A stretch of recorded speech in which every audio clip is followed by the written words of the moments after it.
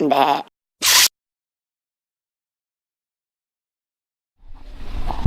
à tous, bonjour à toutes, bienvenue dans ce 7e épisode d'Interterre Inconnu. Déjà c'est un plaisir de vous retrouver donc à Drancy, ville super sympa avec des gens super cool. Donc voilà, tout se passe bien pour l'instant. Bonjour. Tu fais quoi là? J'en tourne un truc pour YouTube, je parle des artistes, du ghetto. Non mais tranquille. Ah putain. Non! Ah, ça fait mal! Aïe! Aïe! Aïe! Ah, putain! Ah. Faire vite du coup pour tourner, je me sens pas très en sécurité dans cette ville.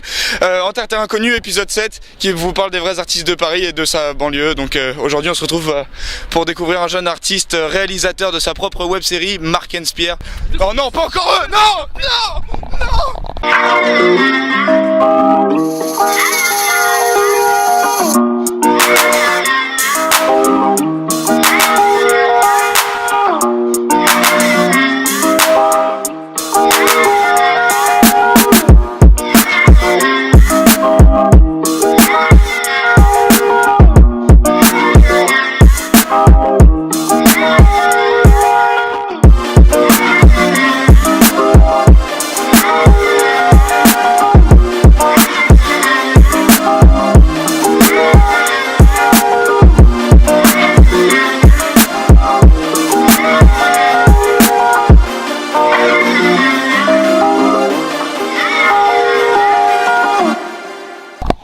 J'espère qu'au moins ils seront un peu plus sympas que les mecs qui nous sont tombés sur la gueule dehors. C'est pas que j'aime pas me faire taper, enfin si j'aime bien un petit peu, mais enfin bref. Yo! Salut! Mark & Spear, en chair et en casquette. Comment ça va bien? Ça va mon pote? Super, et toi? Bah merci de me recevoir chez toi. Bah pas de problème, justement là avec l'équipe on allait se préparer pour une petite scène. Et avec Béor là, on bossait sur un petit montage de la série. Tu peux voir un petit peu, jeter un œil sur ce que vous faites? Bien sûr, allez-y rentrer. Merci beaucoup. Mark & Spear et Béor donc, deux partenaires. Donc le projet Standing c'est toi Mark & c'est ça? C'est ça. Voilà, donc le projet concrètement dans les grandes lignes, c'est une web série. Voilà, sur le thème principal c'est la culture urbaine et tout ce qui est street art, d'accord? Donc une série basique sur les hauts et les bas de la vie en banlieue, sans les stéréotypes. C'est vraiment l'ascension de 3 personnages qui veulent justement sortir du ghetto et améliorer leurs conditions de vie. Malheureusement, ça se passe pas comme ils le veulent, et puis donc voilà, durant la série, on va parcourir leurs aventures. Ok. Qu'est-ce que tu aspires à faire avec cette série-là? Pour l'instant, tu tournes encore la première saison. Voilà, c'est ça. Donc là, on est à la première saison. Et qu'est-ce que tu souhaites faire derrière? Combien de saisons tu as peut-être déjà en tête? Est-ce que tu as une suite dans ton histoire déjà Très sincèrement, en toute humilité, pour l'instant, on veut finir la première saison. Se dire qu'on a réussi avec 0 moyen, parce que c'est la base, cette série. Et pourquoi pas, après, si les gens aiment, pourquoi pas repartir sur une deuxième? Oui, il y a une deuxième qui est que j'ai en tête. Après, voilà, comme on dit chez nous, hein, c'est Dieu qui donne. La qualité pour l'instant du jeu des comédiens, selon toi, tu en es satisfait? Est-ce que c'est jamais comme tu l'avais imaginé? Non, les comédiens c'est des amis. Déjà de base ils me rendent un grand service. Donc voilà, de base c'est pas leur métier, mais ils jouent super bien le jeu. Et voilà, il y en a quelques-uns pour moi et ils ont le niveau de certains comédiens. Qu'on a chez nous en France, quoi. Et le principal, comme je dis, voilà, c'est vraiment des amis, un groupe d'amis qui rend service. Et ça fait plaisir. À partir du moment où l'idée est née dans ta tête, l'idée de faire Standing, est-ce que à ce moment-là, tu t'imaginais arriver si près du but? Enfin là, tu étais vraiment près du but de finir ton premier objectif. Est-ce que tu pensais vraiment que ça allait se concrétiser? Très honnêtement, on a commencé, on était 4, d'accord? Et ce que je me suis dit, c'est que je commence, je termine. Alors Béor, donc toi aussi du coup tu réalises et joues dans la série. Comment c'est de vivre les deux côtés du projet? Moi je suis un petit peu habitué à le faire parce que bon, je suis acteur et réalisateur en même temps, donc je joue aussi dans mes propres fictions en moi. Donc j'ai un petit peu l'habitude, mais c'est vrai que quand on le vit avec un autre réalisateur c'est un peu différent parce que ta vision n'est pas toujours la même que la mienne.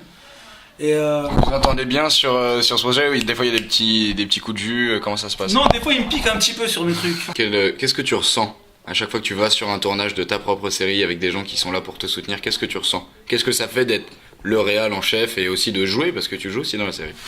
Ouais, je joue un petit peu parce que comme je t'ai dit au début on n'était que 4, donc Donc il fallait bien que je mette la main à la pâte. Je pense que le sentiment le plus fort, voilà, c'est un sentiment de plaisir. Voilà, je suis content d'aller sur les lieux de tournage, je suis content d'échanger avec ceux et celles qui ont des fois peut-être plus d'expérience que moi. Et voilà, ouais, le plaisir. Ça s'est passé comment? Qu'est-ce que ça fait d'avoir des caméras braquées sur sa gueule et devoir faire un truc sérieux sans déraper? Qu'est-ce que ça fait? Bah, au début, voilà, on prend à la déconnade et plus il y a de prises et plus on se prend au jeu et plus on rentre dans son personnage. Et bien sûr, c'est drôle parce qu'on se connaît, on sait qu'on n'est pas ni truand, on sait qu'on n'est pas ni policier ni rien du tout. Donc c'est drôle. Et ce qui fait plaisir, c'est que les gens rentrent dans le personnage. Et voilà, c'est au bout de la 5e prise un grand fou rire et voilà. Je le souhaite à tout le monde un jour. Voilà, ceux qui ont envie de se lancer, allez-y quoi. Il y a pas mort d'homme, personne se moquera de vous et franchement voilà, amusez-vous. Pour ceux qui vont regarder la chronique et qui ne savent pas ce que ça veut dire terre-terre, comment tu pourrais leur décrire? Moi, le terre-terre, c'est à mon sens à moi, c'est là où tu vis, là où tu as grandi et là où tu as tout appris. Voilà. C'est le début de tout, on va dire. Parce que c'est là que tout commence, quoi, c'est le terre-terre. Tu vois, quand tu construis quelque chose, tout commence là, entre parenthèses. Tout débute dans le terre-terre, on va dire. Pour moi, c'est ça la vraie définition, ouais. C'est une zone internationale. Est-ce que tu peux nous parler un petit peu de tes personnages? J'ai entendu dire qu'il y avait un mec archi beau gosse, genre stock de ouf et tout, qui jouait le rôle d'un jeune baqueux. D'accord. C'est un garçon que j'ai rencontré dans un ancien travail. Ah, C'est avec lui, c'est lui la première personne, c'est super ironique parce que c'est la première personne à qui j'ai parlé de ce projet. C'est ce garçon-là, très charmant, hein, apprécié des filles. Son nom c'est je crois que, d'après mes souvenirs, il s'appelle Louis Bourguet. Donc voilà. Et C'est moi ça? C'est moi le... Ah non, arrête, ça me gêne. Putain, je rougis. Donc là on va voir un peu mes compétences.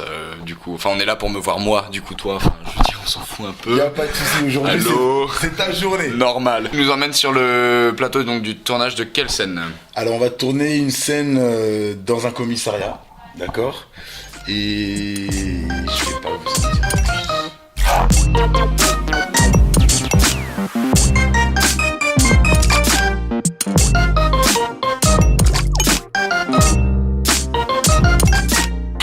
De Clos. Ouais. Alors est-ce que tu peux nous donner le... Bonjour. T'es comme ça toi? Est-ce que tu peux nous donner le nom du personnage que tu joues et si tu pouvais nous le décrire un petit peu? Alors le nom du personnage c'est l'Apache. Un genre de truand assez respectueux et respectable. D'accord. Et très méchant à la fois. Très méchant à la fois. T'as tourné des scènes où tu fais le méchant déjà? Souvent, je fais que ça à la limite. Mais t'es un méchant soft, assez cool, tu vois. Genre j'ai pas besoin de m'énerver j'ai pas besoin de crier pour que les gens me craignent. Moi je joue le rôle de Douglas. C'est un des baqueux avec un caractère assez taciturne qui est entre le chaud et le froid. On évite de chatouiller un peu, mais je pense que si on est assez carré avec lui, on peut arriver à s'en sortir. Déjà mon personnage il s'appelle Hamilton, c'est le coéquipier du commandant Kirov, le chef de la police. C'est moi. Voilà. Alors qu'est-ce que ça représente pour toi du coup, standing, du coup le fait de faire de la comédie dans ta vie, est-ce que ça a changé quelque chose? Qu'est-ce que ça représente pour toi? Franchement en fait le Markens m'a appelé pour faire pour que je joue un rôle dans le standing. Et ça m'a surpris, mais bon après j'ai accepté et je regrette pas du tout parce que j'apprends beaucoup, je suis avec des personnes qui ont de l'expérience, d'autres pas. Et j'adore le concept, ça me plaît beaucoup. Et dans la vie de tous les jours, ça m'aide beaucoup parce que, en fait, à la base des bases, je suis un peu timide, du coup, ça t'apprend ça m'apprend. Du coup, je suis pas moins timide, mais ça. Tu te déverrouilles un peu. Voilà, exactement. Un bon projet que Markens a voulu réaliser. Je me rappelle d'un jour où on a fait une petite réunion où tu étais là justement, où on parlait de nos diverses expériences. Et on s'est dit, celle-là, c'est la bonne, on y va jusqu'au bout. Et dans la vie de tous les jours, au quotidien, ça m'a permis de rencontrer pas mal de personnes qui, eux, sont amateurs tout comme moi. Et on a créé des liens d'amitié. Et franchement, un bon engouement. Un bon engouement, hein, voilà. Un Et, engouement qu'il était plutôt sympa. Voilà. Plutôt sympathique. Voilà. Et standing, on va dire, c'est le fait d'avoir ces deux réalisateurs, Amin et Merkens, avec la vision énorme qu'ils ont du cinéma futur, on va dire, parce qu'ils amènent une vision différente des anciens. Et c'est ce manque de moyens qu'ils ont qui fait que j'ai adhéré. C'est donner une telle qualité à ce qu'ils font avec très peu de choses. C'est pour ça que j'ai adhéré tout de suite. Et moi, j'aime évoluer avec ce genre de personne qui est déjà tout en bas et on progresse tous ensemble. Est-ce que tu peux nous donner une petite anecdote sur la série Standing? Sur la série en elle-même ou une anecdote de tournage? Marrante ou pas marrante Marrante de préférence, après si t'en as une moins marrante, comme la fois où on s'est fait interpeller par les keufs. C'est ça, voilà, voilà, cette fois-là, on était dans le hall, on faisait des photos, on venait juste de terminer notre tournage. On faisait des photos justement pour pouvoir promouvoir le truc. Et à ce moment-là, il y a des flics qui sont montés, ils nous ont contrôlés, certaines personnes ont perdu leur sang-froid. Mais la finalité, ça s'est super bien passé. Bon, il y a toujours un keuf sur 3 qui est un peu pourri, tu vois. Mais il s'est calmé et il a vu que c'était de la fiction, il n'y a pas eu de soucis. Je ne parlerai pas de ton interpellation. Mais c'était un moment où on avait une scène de course-poursuite où on nous a laissé... il nous laisse toujours l'opportunité de...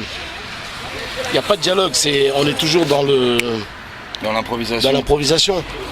Ce qui veut dire, je suis parti dans un délire d'impro et c'était l'éclate, quoi. C'était le fou rire, voilà. Et est-ce que du coup, toi, tu penses, même si Standing, tu voudras quand même continuer les projets audiovisuels? Ouais, pourquoi pas? Pourquoi pas? Moi, j'aimerais bien. Ça me plaît beaucoup. C'est un projet solide, carré. Pourquoi pas? C'est gentil. C'est cool. Voilà, tu passeras mes 5 que je passe. Je te passe ça. Je te capte la gueule. Vas-y, casse-toi. Décale.